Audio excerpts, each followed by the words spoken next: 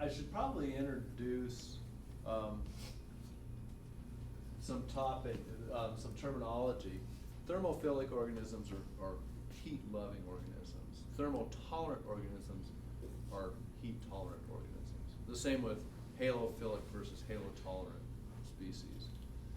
So the philic species are the ones that absolutely require that condition. The tolerant ones tend to do okay, but they probably would do better under more moderate conditions. So as with the salt, the bacteria and the archaea are the groups that go in the highest temperatures. And chemistry can be extraordinarily variable. That can go from very acidic to very basic. Again, it depends upon the geology of the area that you're in. And so what happens is fresh water comes down from the surface, percolates down through cracks into deep under the earth. And in areas where the mantle is thin, or there's extrusion of lava up closer to the surface, the temperature is very high. And when the water hits that, it heats up. And as it gets hotter and hotter, we know that it can dissolve more salts, right? And so it can actually dissolve weather rocks much more strongly. And depending upon the chemistry of that, you can have it coming out being very basic or very acidic, depending upon what it is actually dissolving underneath there. And the concentrations can be quite high. So acid springs tend to be dominated by sulfide, and sulfur oxidizing bacteria are common. I put a picture up at the beginning of the section on sulfur nitrogen cycling of the streamers of sulfur oxidizing bacteria, Mammoth Hot Springs. That's an acidic, high sulfide spring coming out, hitting the oxygen from the atmosphere, and the bacteria are able to oxidize that sulfur and create energy chemoautotrophically and grow to quite large extent. It's the same general principle of why the deep sea vents have those, the thermal vents have the sulfide oxidizing bacteria inside the clams, and their ecosystems built on that. So we can go again into upper temperature limits. The fish drop out first, and then vascular plants. The simpler animals, insects, ostracods come out. The simpler plants then drop out. Then we get into the unicellular organisms, the algae and the fungi. Eventually, photosynthetic bacteria and cyanobacteria, and then the extreme halophiles. For some reason, the photoautotrophic organisms can't make it above about 73. There's something about photosynthetic units not being stable above those temperatures. An example of a hydrothermal spring, where it's probably in the center is almost too hot for anything. As you move out on the edges, it cools down, and you get these gradations of microbes that are occurring. And then also you'll have a gradation with depth, with the amount of light and the chemistry in the mat. So this gets back to your questions, can they survive? So here's the growth rate of a series of hot springs organisms, and this is a unicellular cyanobacteria, Synechococcus. And we see that some of them have their optimum up here, but then when they get below a certain temperature, they'll have zero growth rate. And when they get above a certain temperature, they have a zero growth rate. Here's where that 73 degrees upper limit appears to be. But these were isolated along a hot spring where it came out and it cooled down as it went downstream. And so you'd have these sequential strains that were found as the water got cooler and cooler that were really tuned into that exact temperature. And the spring has a very constant temperature over time, so they don't have to deal with variation as much as being the very fastest at that particular temperature. And these were isolated from this spring, Hunter's Hot Spring, a nice place to research because there's a hotel with a bar, and then the hot spring is right behind. So if you, one of the students, you know, they went to dinner, they went to the bar, and then they went back out, and they saw that all of the algae, the oscillatoria that was in there, had disappeared. So there's this oscillatoria, and it sort of covers this intermediate range, of temperature, and it's gone. And, you know, without the dinner or the bar, they may not have been inspired, but that's what makes a good scientist, is continuing to think about these issues even late at night. And then they came back out the next day and it was all back. And they found out that these oscillatoria actually have a diurnal up and down cycle where at night they go down and they can be heterotrophic, so they use organic carbon down in the mat. And then when the light comes out, they go up and spread out. And then if it gets too bright and they're getting photo-inhibited, they actually contract back up again on the surface to shade themselves out, spread back down, go down. Cloudy day, they never come up because there's not enough light for them to go after, and they're phototactic. So it's a real interesting system.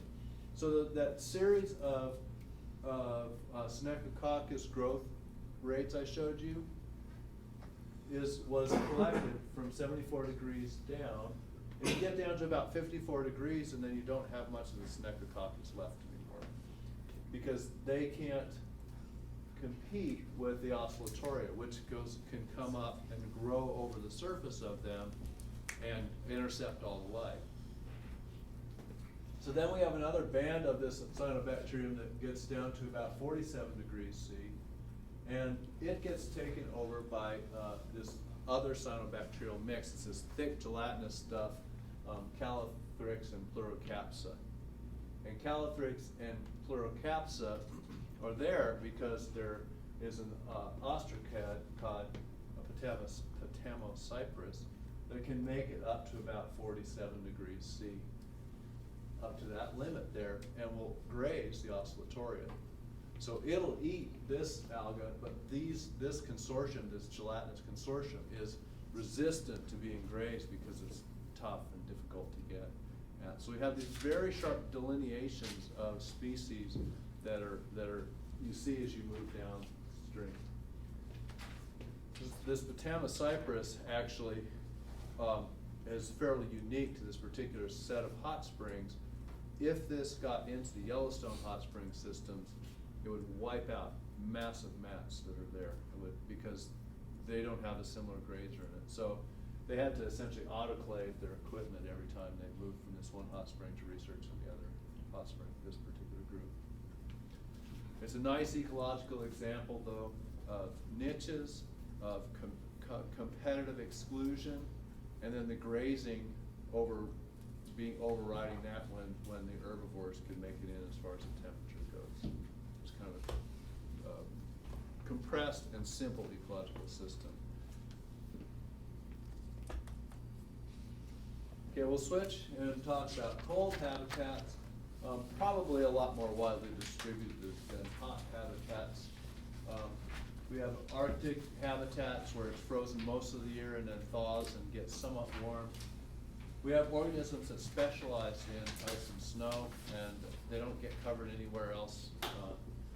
So we'll claim them. And those include snow algae, that there are actually species that live just on snow. They're a Chlamydomonas that comes up and then mates and then creates these spores that have high carotenoid levels to resist what? Talked about this a couple times already. Sunlight. Pardon? Sunlight. Yeah, high levels of light and UV, right? So you're up in the mountains, you're in a snowfield, you're up at the top of the snowfield, you're getting blasted from above, deflected back up, and if you make these carotenoids, then you can protect yourself from that. It makes snow pink, so if you ever get a chance to go around in the Rocky Mountains and through the snowfields in the summertime, you'll see this pink snow. And there's a whole set of organisms that actually harvest and eat this. There's mites that eat it, and then spiders that eat those. And it's an interesting habitat. The Antarctic lakes, that we have some that always have an ice cover, Arctic lakes that maybe are ice-free for a month or two. So these are all habitats where you can imagine you need to be adapted to low temperatures. In general, the cold organisms tend to be more tolerant, psychro-tolerant, as opposed to psychrophilic. P-S-Y-C-H-R-O. Psychro-tolerant. And it's probably because many of these habitats do get up into the warmth, and so if they can grow a lot when it gets a little bit warmer, then and tolerate the cold temperatures that they do better.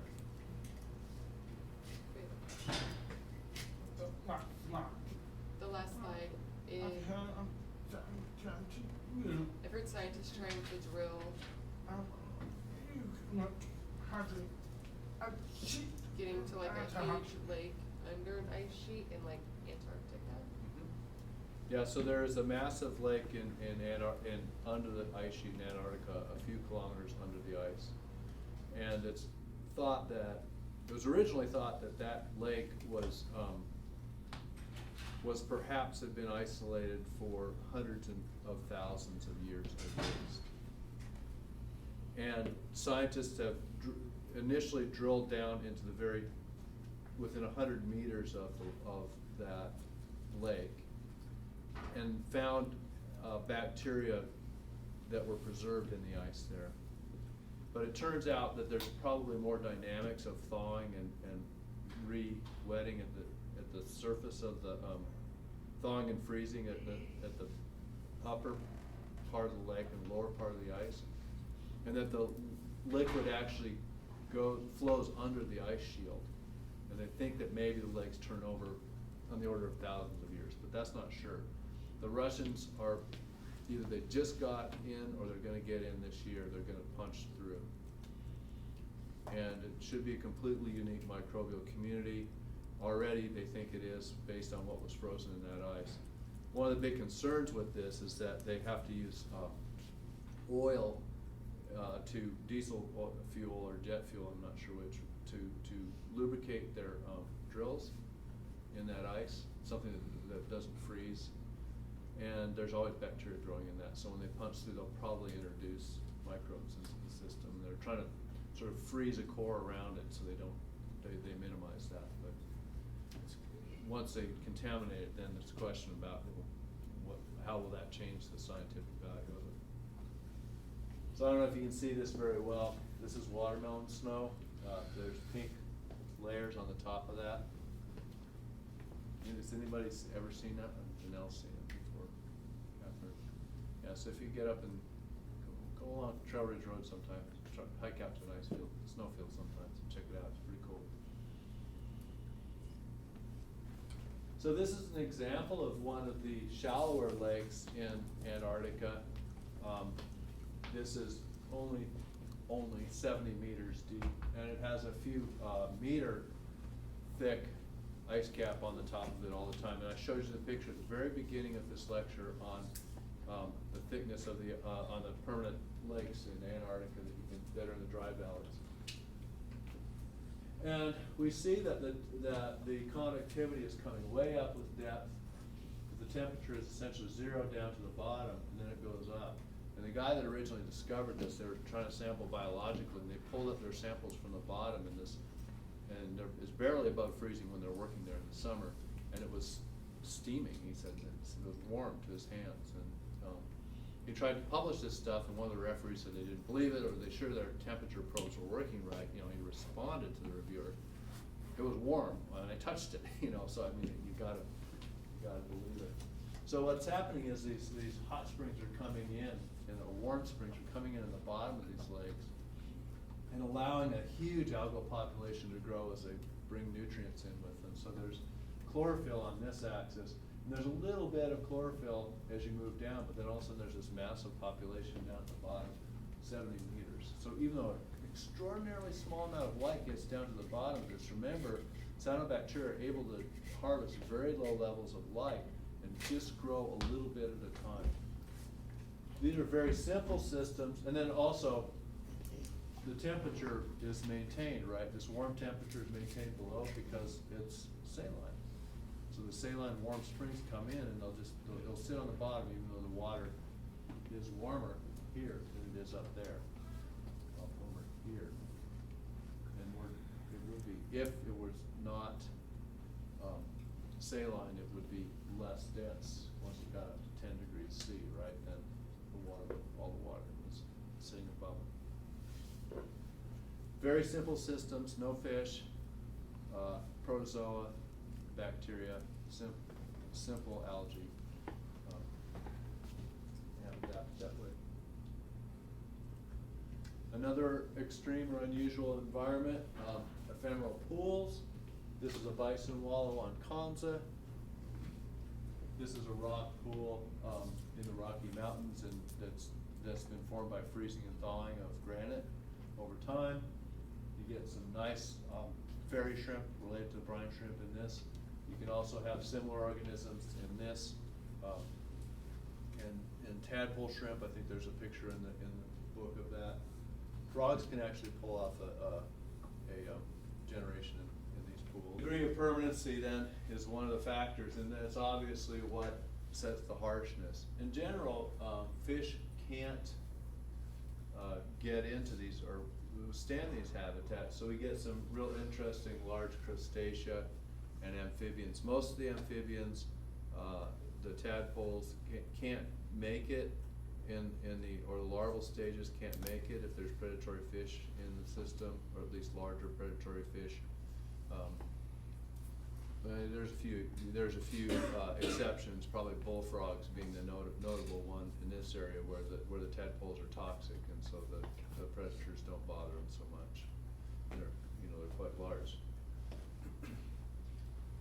There's some areas that are really important temporary habitats. The prairie potholes are one of them, where they're not full all the time and they dry out in the fall, but they can be really important for reproduction of waterfowl. And this actually links back to this fish thing. Because they lack fish, they have high crustacean populations, and then that provides a lot of food for the waterfowl to eat. You also, waterfowl will, we talked about saline systems. The saline lakes of blackfish can also have really high crustacean biomass and be another great place for waterfowl to be in. There's some other habitats that are really interesting. So plants can have pools in them, and these include the pitcher plants, which we'll talk about in a second, and also a number of the bromeliads in the tropics have bracts that hold water, and then a complete community of invertebrates and protozoa and algae will develop inside of those. And people have used those as systems of study because they're fairly simple ecological systems, and they form and reform and dry out. There's also areas where these impermanent pools actually have fairly high number of endemic species. The vernal pools in California are ones that are a highly endangered wetland habitat, and there's a continual push and pull between developers to basically drain them and pave them over, and conservation is to conserve the plant species that live there. There's similar temporary wetland pools that occur in South America with very high crustacean diversity. Many of the habitats that occur in Australia are temporary habitats, and the organisms have unique adaptations to dealing with that. So, for example, there are fish species that can bury themselves in the mud or can crawl from one pond pool to another. Frogs that can live quite some time underground in sort of a mucus cocoon until the rains come, and then they'll all pop out and reproduce real quickly. So there's some really neat adaptations that happen to these sort of harsh habitats that are characterized by lack of water. Essentially, if any organism really dries out, completely dries out, it's done. So if you have a resting stage, you have to protect yourself from drying out. And to do so, some of those same adaptations that we talked about to salt, maintaining water with things like glycerol and keeping that concentrated salt outside of you from taking the water out of your cells is really important. Oops. Thought I had a picture of the pitcher plants. I guess I don't. The pitcher plants are an example from wetlands around the world, basically, and they're one of several types of carnivorous plants that occur. Carnivorous plants are common in low nutrient, nitrogen limited wetlands. So what are the carnivorous plants doing? why do you think they would bother eating mostly insects?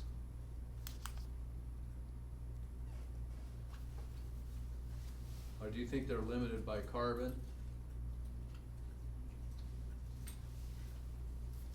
You're right, so we basically are heterotroph, and we're kind of limited by carbon, so we're trying to get calories by eating other animals and plants, right? But the plants themselves, they shouldn't be limited by carbon, because what process are they capable of? Somebody's got to say it loud. Photosynthesis, great. So what else might they get out of their insect prey? Nitrogen, right? Nitrogen or phosphorus. So if they're nutrient limited, the bodies of those insects have nutrients in them, and they can harvest it that way. So plants can, some of these plants have sticky parts, or Venus flytraps will grab something and then digest it. But the pitcher plants are also doing this, and they're essentially a tube, and then they have slippery edges that have downward facing hairs, and they can also have some sort of attractive scent or something like that. At times they'll do things like fold over and have sort of clear parts that, so when bugs kind of get there and then they see the light and they try to get out, they actually go the wrong way and get stuck down in there. And they fall down in this pitcher and are basically broken down. But there are invertebrates that are able to just go in and out, that do fine with it, and they don't get basically absorbed by the plant. They are able to live in the community down in the pitcher plant.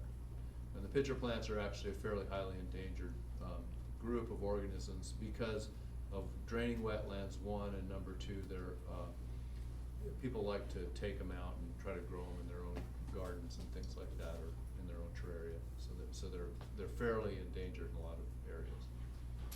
The next one I want to talk about is ultra-oligotrophic habitats.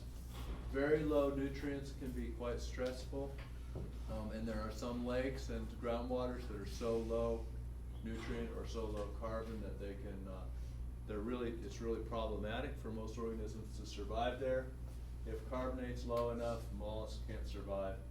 And so you basically have to be an organism that can just take a little bit out of the environment and grow very slowly over a long period of time to survive there. When it comes to studying these organisms, it's difficult because oftentimes if you take the microbial ones, the phytoplankton or the bacteria, and try to culture them, you can't culture them in rich media. So oftentimes, in labs, they say, oh, we'll just put a bunch of nutrients and stuff and try to culture things. They can't tolerate those high nutrient concentrations, or other organisms will grow over them before they have a chance to come up. So they're actually very specialized on those low nutrient conditions. This is one example of an ultra-oligotrophic lake in Oregon, and the reason that it's ultra-oligotrophic is that it has a very small watershed.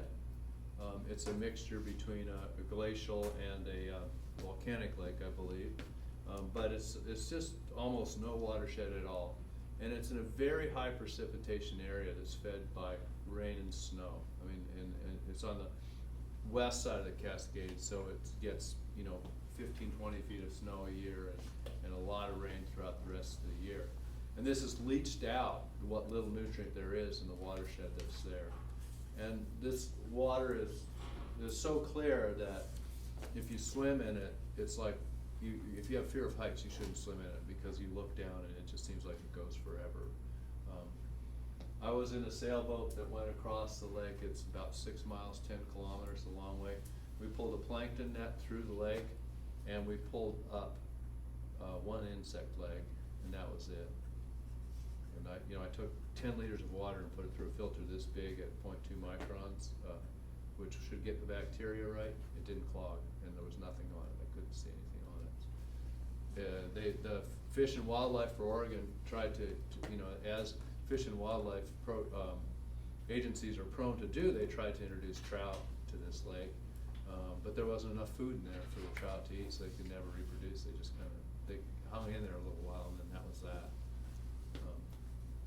Crustacea can't make it. Almost the only thing that can make it in there are some species of benthic algae, in particular cyanobacteria.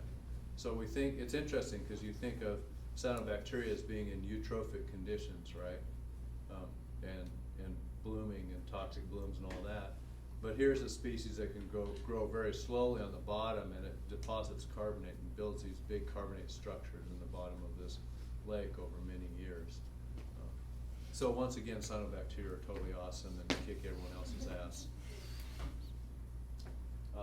It's also beautiful. If you ever get a chance to go to this lake, it's on the Cascades between Bend and Eugene, Oregon. And if you ever get a chance to pull off and go there, it's a great lake. And then another one real nearby there, Gold Lake, has a bog that has tons of frogs, and it's a really nice area. So if you get a chance to visit, please do. Oh, now we get to the pitcher plants. Okay, so this is one of the pitcher plants. This population occurs in Oregon, and you can kind of see how they have this clear area, so the insects get under this hood, and they get confused and get into this steep, slippery part with the hairs going down, and then they fall down into the bottom up here, and that pitcher then makes it so they get trapped in the water and they can't crawl out, fly out.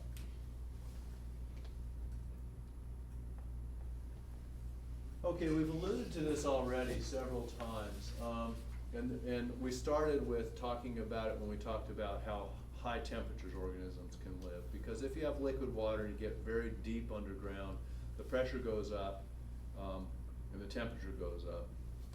It turns out basically as long as liquid water exists and the temperature is somewhere below, say, 140 degrees, they've basically found microbes there. And this is something that over the last, when I started teaching this class, it was actually quite controversial whether they were even finding living microorganisms down there. Well, maybe they thought it was maybe contamination, they were culturing it. Now they've got much better clean techniques for drilling and taking cores from deep underground. And they've got great methods, molecular methods for amplifying very small bits of DNA. So showing what organisms are there and being able to show that what groups they are at. This has depths up to 940 meters, and it's an old slide, and it just keeps getting deeper and deeper. What this means is that the old estimates of what the biggest biomass of organisms on Earth was terrestrial plants, and this is living biomass, not trunks and dead parts, but even living biomass that used to be terrestrial plants. But if you put this 1,000 meters deep and you have microbes all the way down 1,000 meters, that's much wider than the biosphere. So even though the biomass is quite low in any individual cubic centimeter of this sediment underground, when you sum all the mass of those microbes, the bacteria and the archaea that are living underneath, plus everything that's up on the surface of the Earth, those groups have the largest biomass of all on Earth. In general, fungi are rare, bacteria and archaea are the most common. You only have predators mostly deep down that would mostly have protozoa, just because they have to be able to get through the cracks to get there. And you can have karst systems where bigger animals get through, but they just don't go that deep. And are not that connected. So there's one study where they pulled water out. That water was 1,200 years old, and they knew that because the carbon, they used carbon-14 dating, and the carbon that was down there was that old. So all the carbon had to come from the surface. The interesting thing about that is if all the carbon was deposited 1,200 years ago, given the amount that was there and the microbes were there, their turnover rates, the growth rates of those organisms were really running on the order of tens to hundreds of years per division for these microbes. So probably the slowest growing organisms ever documented on Earth so far are these organisms that are found in these deep groundwaters that are really ultra oligotrophic with very low carbon sources. There's also an interesting point here is that there's some of these might be fueled by methanogenesis, and they can use hydrogen and carbon dioxide from rocks, and this makes them the only ecosystem on Earth that's not ultimately dependent upon photosynthesis. Okay, and So some people have argued that the sulfur vents on the bottom of the ocean, and they have similar things where we have caves that have sulfide coming into a cave, and then oxygen in the cave, and then microbial populations growing on that, oxidizing that sulfur, forming the basis of an entire food web, right? But those are actually ultimately dependent on photosynthesis. Why are those dependent upon photosynthesis, ultimately? Did you have an estimate? Danelle already Oh, well, said. don't, she's gotta keep it quiet. I whispered. Anybody else get it? What did I say, the ones that, they use sulfide, and what do they react with it? As chemoautotrophs? Oxygen, good, right? So, the sulfide can come from the ground, we know that. Where's the oxygen come from? Ultimately, photosynthesis, right? So, when we had, for example, an early Earth before the cyanobacteria oxygenated the atmosphere, there was no oxygen present. So this is possibly, and most of those chemoautotrophic pathways wouldn't exist. This one could still exist because the stuff can come right out of the rocks. Potentially could have been the earliest source of energy on Earth. We don't know that, but it could have been one of the earliest sources of energy as life evolved. So it's very interesting and unusual habitat. Probably, you won't cover this in any other classes unless you take microbial ecology with me, and then I'll talk about it again.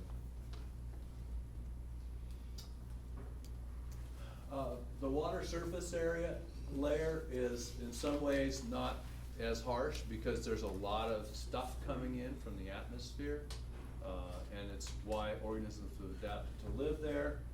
But it's also quite harsh because there's very high light and ultraviolet on it. And it's also harsh for many microorganisms because the surface tension of the water is a death trap. It's very difficult for like many species of zooplankton, many insects, to get out of the surface if they ever get stuck in it. So for example, I did my postdoctoral research on a large lake, Flathead Lake, and when they had really big storms, you could go out there on a boat, when it calmed down afterwards, there'd be millions or billions of zooplankton that were just trapped on the surface because they got frothed up and stuck on the surface and they could never get out. And the fish had a feast on it after that, so they were pretty happy. It's a fairly unique chemical and biological habitat, so you gotta be adapted to the high light, but then again, as I said, there's high nutrients and stuff being deposited from the atmosphere, so there's a source of food as well. There's a whole suite of organisms that are adapted to living in that particular environment. It's a very specialized environment. One of those is Velia capria. It actually uses water tension to move, and it can move up to 10 centimeters per second. And what it does is it creates a chemical that breaks water tension, right? And so there's not the water tension pulling it from the back end, and the water tension is still pulling from the front end, so it makes it go. So just by excreting a chemical, it moves forward. It's not really jet propulsion per se. It's kind of an interesting one. There's other organisms like water striders, obviously, that specialize on that habitat, up to what they call JC lizards in Central and South America that actually can run on top of the water. They move fast enough they can use water tension to run across the top of the water. And this is just some examples. Mosquito larvae are fairly well known. They have a spiracle that sticks out above, so they can even be in anoxic waters and still move oxygen in. Maybe some of you have seen snails crawling on the upside down on the surface of the water. I mean, you can see it in fish tanks sometimes, even. Some species of snails will just physically be able to crawl underneath and get stuff off. This is a crustacean, a cladoceran, related to Daphnia, but you can see how it's adapted. It has that flat carapace on the bottom that allows it to stick up and it just crawls on the bottom, picking stuff off. A beetle, water striders, and then a whole bunch of different microbial species and protozoa that have specific adaptations to stick right there on that surface of the water.